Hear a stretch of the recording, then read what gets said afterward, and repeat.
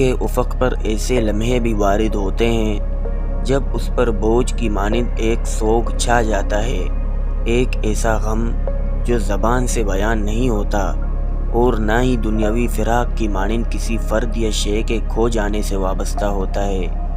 یہ سوگ اس وقت جنم لیتا ہے جب روح اپنے ماحولیاتی جالوں، خواہشات کے دبیز پردوں اور خودی کے اوہام میں جکڑے ہونے کا ادراک ہوتا ہے۔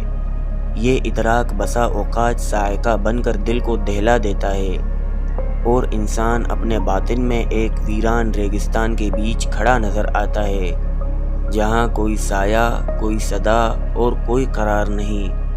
یہ سوگ اپنی اصل میں ایک باطنی مرثیہ ہے، ان لمحوں کا مرثیہ جب روح اپنے سرچشمے حقیقت سے دور جا پڑی، جب اس نے اپنی ابتدائی طہارت کو بھلا دیا اور جب اس نے دنیاوی آرزوؤں کے دھندلے قافلوں میں اپنی ضیاء کو ضائع کر دیا۔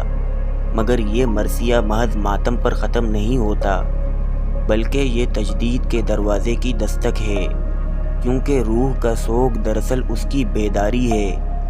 یہ اس بات کا اشارہ ہے کہ ابھی اس کے اندر جلنے کی قوت باقی ہے، اور یہ جلنا فنا کا پیغام نہیں بلکہ تجدید کا آغاز ہے۔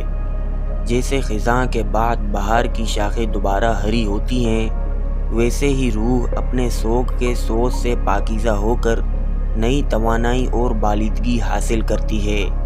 یہ تجدید کسی بیرونی شے کی مرہون منت نہیں، بلکہ خودی کے خلوت کدے میں جنم لیتی ہے۔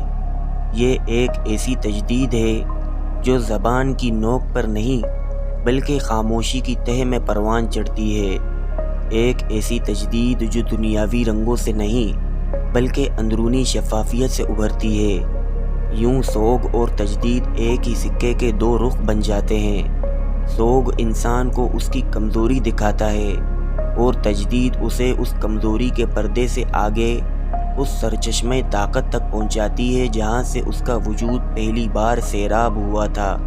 سوگ اس دروازے پر بٹھاتا ہے جہاں آنسو بہتے ہیں، اور تجدید اس دروازے کو کھول کر انسان کو اس باغ میں لے جاتی ہے جہاں سکون، روشنی اور بقا کا بے زوال راز چھپا ہے۔